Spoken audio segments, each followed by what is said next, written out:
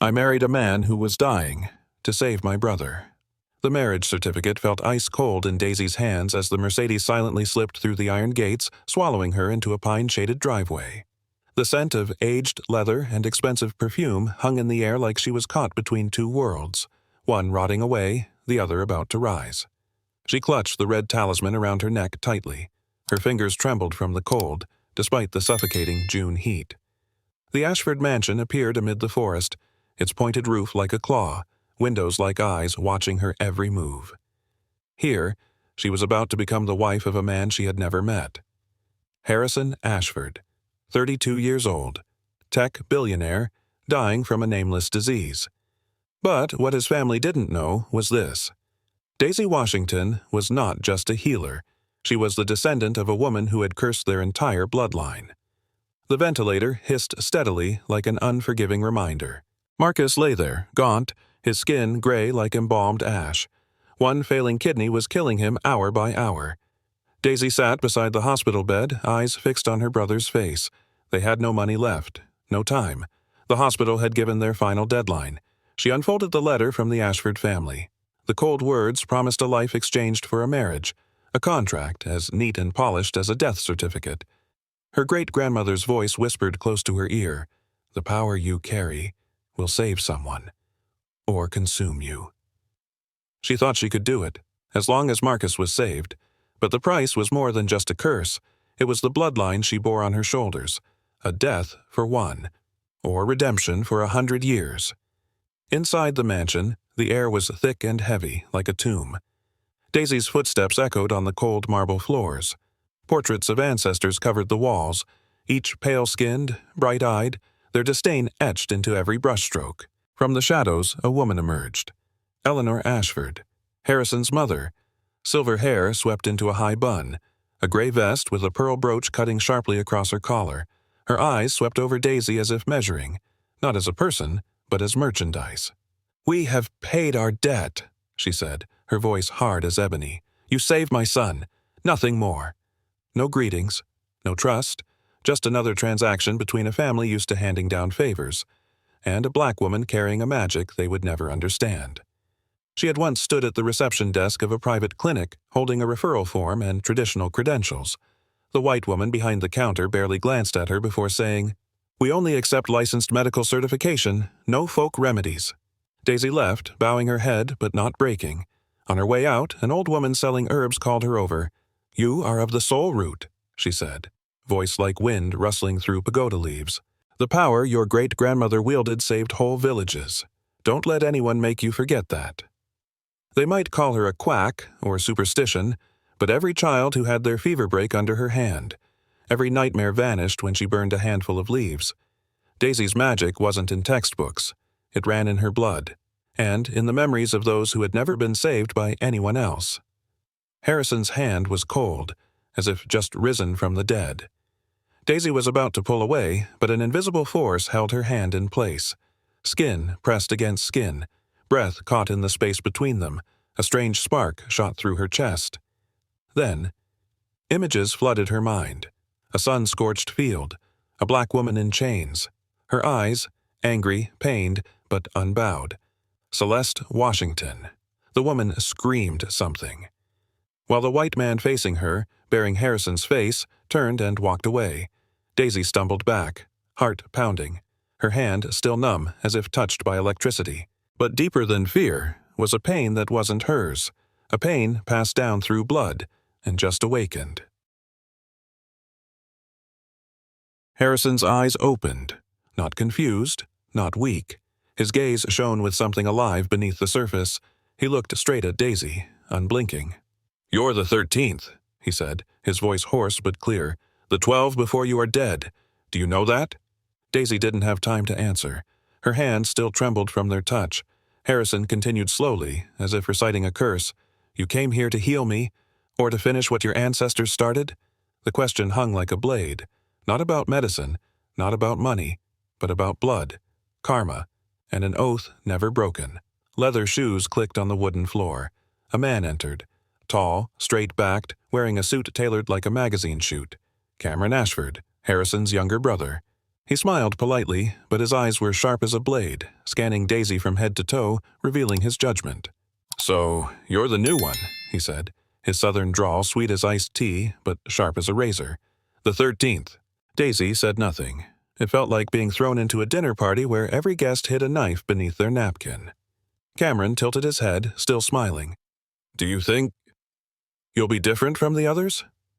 A light question, but in his eyes, something was off. Not just suspicion, but a twisted kind of fascination. The Ashford Library was vast, like an old cathedral. The scent of musty paper and aged wood rose from the floor. Daisy ran her fingers along shelves lined with handwritten journals, diaries, medical documents in faded brown ink. A folder slipped from a crack. She opened it. Old photos. Elegant cursive. Subject, Celeste Washington. Strange serum traits, high recovery ability. Below, test charts. Blood drawn week 3. Unexpected reactions. Skin regeneration samples. Potential for cell extension experiments. She froze. Her heart chilled with each beat. They didn't just force Celeste to be a servant. They turned her into a biological asset. Blood, not magic, was what they wanted. Daisy gripped the paper tight. This was no longer history. This was an indictment and a warning. Daisy dozed off in the library armchair, still clutching the dusty document. In her dream, everything turned deep red, like dried blood.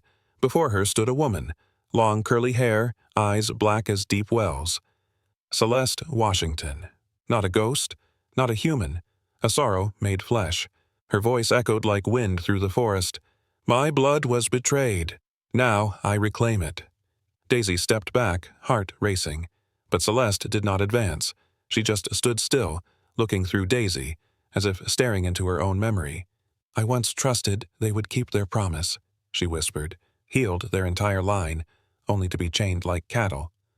No hatred in her voice, only despair. So heavy Daisy felt suffocated even in sleep. "They took my blood. Now I take back every drop." The wind howled in the heat of midday, not from outside, but from within the locked room. Harrison convulsed violently on the bed, skin pale and gray, eyes rolling back. A groan escaped his lips, not human. Daisy rushed to grab his hand, cold as holding a corpse freshly unearthed. A second later, she was thrown backward, crashing hard into the bookshelf. Not Harrison. Something else using his body to fight back. The air thickened like ice. On the glass, frost traced twisted shapes, claws, spirals, eyes. Daisy clutched her chest, gasping. She saw one clear truth. The thing inside Harrison did not want to be saved. If the one you love is possessed by the soul of their own ancestor, do you save them or let go? Comment your thoughts below. We read every single one. Eleanor stood by the window frame, holding a glass of wine but not drinking. The afternoon light cast over her face, cold, pale like a wax statue. "You're not the first," she said, her voice flat and dry as decaying paper. "Before you, there were 12. Daisy said nothing. "One disappeared without a trace. 3 went mad. The rest all died in this very room." No regret, just the weariness of someone used to witnessing tragedy. Daisy placed her hand over her chest, feeling every beat, part fear, part defiance. "I'm not like them," she replied, eyes steady. "They healed with science. But I carry a debt in my blood. Blood that will save, or claim its due." They entered a fancy restaurant in downtown Atlanta. Daisy wore a simple dress, hair tied neatly, eyes cautious but head held high.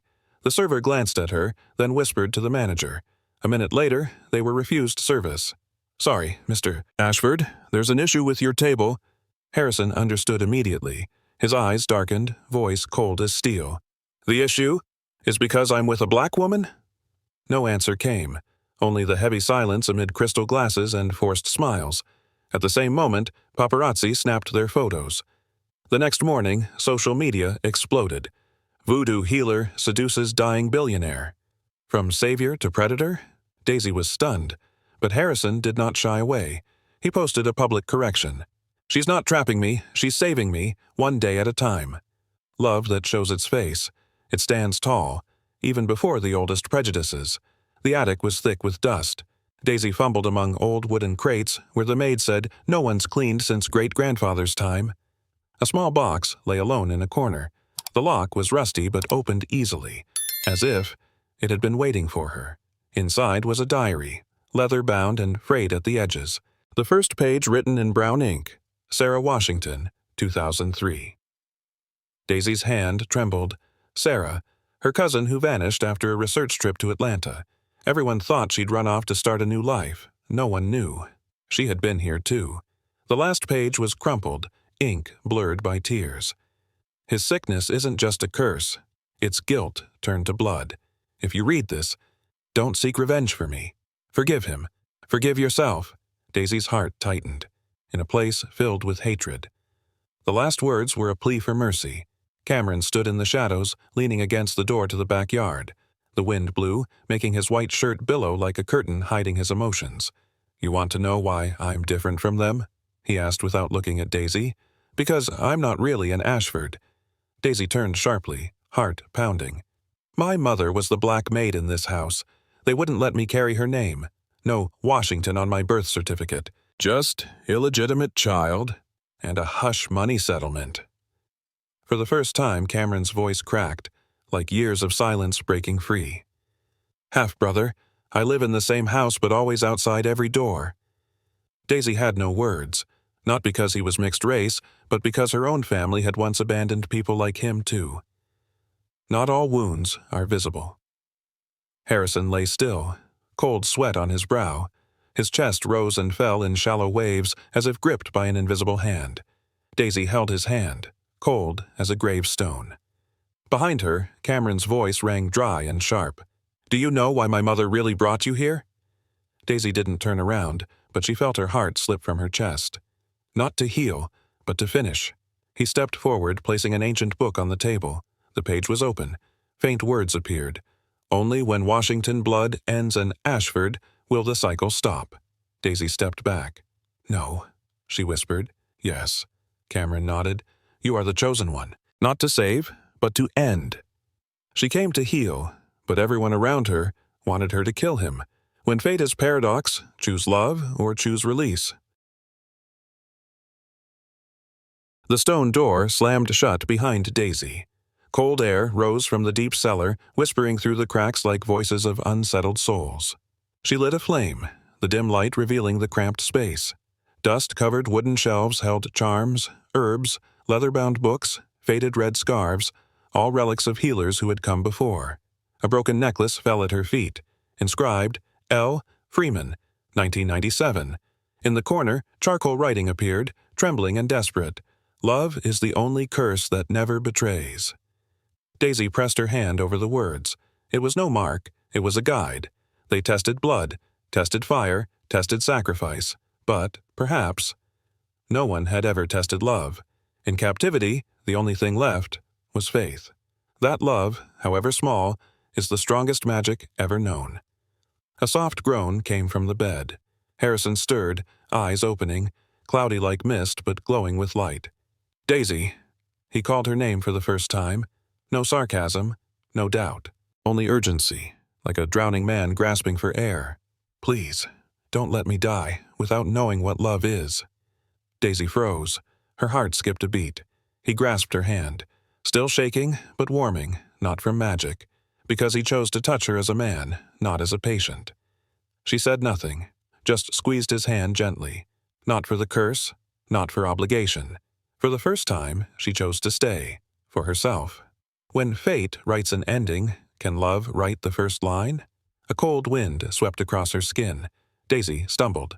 Celeste entered her like a flood rushing through every cell. Not painful, but heavy. Daisy's eyes widened, but what she saw was not the present. A sunlit cotton field. Hands bound tight, skin cracked by lashes. A woman screaming her child's name as the baby was dragged away in the night. Prayers whispered in dark barns. Hands laid on white patients who cursed her after being healed. "They called me a demon." Celeste's voice trembled inside Daisy's heart. "But I was once a healer, like you." Daisy wept silently. No one is born to seek revenge. Maybe, only because they were never allowed forgiveness. Daisy knelt in the empty room, clutching her chest, tears falling like a storm.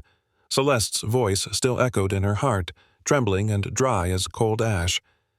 "I understand you," Daisy choked out. "I see every lash mark. I hear every word they called you monster, when you only wanted to save." She looked up, tears sparkling in the dim light. "But if we only seek revenge, what makes us different from them?" No answer. No roaring wind. No walls shaking with rage like before. Just silence. Deep and still, as if for the first time that ancient soul was listening. Daisy placed her hand over the place Celeste still dwelled. "I didn't come to repeat tragedy. I came to end it." Harrison lay motionless, breath shallow, fading. Daisy bent over, placing her hand on his chest, where a faint heartbeat flickered. She closed her eyes, whispered an ancient tongue her great-grandmother once taught. A slender golden light radiated from her palm. Harrison stirred slightly. A soft silver glow rose from his chest, melding with her light. No thunder, no blood, only connection. Quiet, true, deep. Celeste stood there like mist in the light. Her eyes glistened. Not angry, only a sadness named. "I once thought they needed me to reclaim all they lost." She looked at Daisy, voice as soft as a final breath. "But they need you, not me." She faded into the light. No scream, just a smile, first and last. In the fading light of the afternoon, shadowy figures from the past appeared around Daisy. They were ancestors, restless souls, each bearing the marks of time on their faces and deep, knowing eyes. They held hands tightly, forming a circle around her. A song rose, deep and resonant. "My blood, my roots, forever bound." The ancient healing ritual was restored. Daisy felt every drop of blood in her body pulse in harmony with those souls. A power, both old and new, painful yet sweet, spread through the space. If you could say one thing to your ancestors about the wounds you carry, what would it be? Share below in the comments. Your words might be the light for someone lost. Eleanor stood in the spacious living room, eyes red-rimmed, voice trembling as if lifting a heavy stone from her heart. "When I was a child," she began, "I saw my father beat the servants. I turned away. I dared not speak. I chose silence." A heavy silence fell over the room. Daisy stepped forward, placing a hand over Eleanor's heart, feeling its fragile but living beat. "Now you can look back," Daisy said softly, "and starting today, you don't have to turn away anymore." A single tear fell, mingling with old guilt slowly unraveling. Facing the truth didn't weaken them. It was the first step to healing. The ventilator stopped humming. The room grew strangely quiet. Marcus opened his eyes, looking around with a hazy gaze before recognizing his sister beside him. Daisy grasped his hand tightly, tears flowing uncontrollably. "My brother is alive," she whispered, voice choking, "and so am I." It felt as though thousands of pains, sacrifices, and anxious nights were wrapped up in that moment. They both seemed to find a piece of themselves after the storm. Where the curse once destroyed, life now blossomed. A precious gift born of family and resilience. Headlines screamed loudly. "Black Healer Cures Billionaire Family Curse." Images of Daisy flooded social media, sparking debates and discussions. Some called her a miracle. Others doubted. Some praised. Daisy refused interviews. She posted only one line on her personal page. "We are not cursed, we are forgotten." A short, profound message. A declaration for those once overlooked, erased from history. The story wasn't just about healing miracles. It was about reclaiming voice, history, and self. They once thought she was the ghost of a curse, but she was the light of revived hope. Cameron stood before the new office door of the Healing Center. Soft yellow light reflected in eyes no longer cold, but holding rare sincerity. "I used to be a tool for killing the family," he admitted, voice hoarse. "Every number I wrote, every financial decision I made, contributed to the deaths of those who came here." Daisy looked at him without blame. "Now, I want to use those numbers to heal, to help people find themselves again." He gave a faint smile, a smile of remorse and hope. Cameron was not just a traitor or a servant's son. He was beginning to rewrite his own story, with love and redemption. Celeste appeared one last time, not as a dark shadow, but as a gentle old woman. Her silver hair, face lined with wrinkles, but eyes warm and full of forgiveness. She held the hand of a small girl, eyes watching with firm belief. Once, I carried hatred, but now, I choose to teach you how to heal. Her voice soft, yet determined. I am no longer the ghost of revenge. I am the guiding flame for souls still seeking peace. She and the girl walked toward the gentle light outside the room. A cycle closed, opening a new journey where love and forgiveness are the true magic. Celeste was no longer the enemy. She was the teacher, the mother, the healer. The late sunlight filtered through the giant oak's leaves, scattering onto the Ashford mansion's front yard.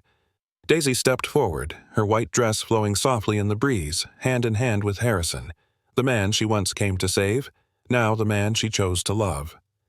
Eleanor stood nearby, tears in her eyes. She gave her daughter's hand to the young man who had been both the family's hope and its pain. Under the ancient tree's shade, Celeste's figure appeared, a white scarf draped over her shoulder, face full of peace. She officiated the wedding, not as a ghost of the past, but as a symbol of reconciliation across 3 generations. Music rose, vows blending love and forgiveness. A circle closed, to open a future powered by love that overcomes prejudice and darkness. The great doors of the Washington Ashford Healing Center slowly opened. Light poured in, carrying the warmth of new hope. Inside, on the main wall, a large mural appeared. Images of ancestors from both black and white bloodlines intertwined, their eyes full of forgiveness and new beginnings. Below the painting, carved words read, "From hatred, healing is born." Children's laughter echoed from the playroom, mingled with the gentle hands laid on wounds. This was not just a place of healing. It was proof of transformation's power. Choice over revenge. Unity beyond a divided history. Washington Ashford was more than a name. It was a promise of a new legacy, written with love and compassion. Marcus stood before a small classroom, eyes shining with newfound confidence. Around him were young faces, learning to heal their own wounds. He took a deep breath, then spoke in a warm, steady voice. "No magic is stronger than the courage to face your pain, and still choose love." The students were silent, every word engraving itself in their hearts. Marcus smiled, remembering the difficult journey he had traveled. Love isn't easy. It's a choice, a brave choice, to break the cycle, to renew life. In that moment, the future of the Washington Ashford family was no longer bound by the past, but lit by hope and healing. Do you know, history isn't just what's been.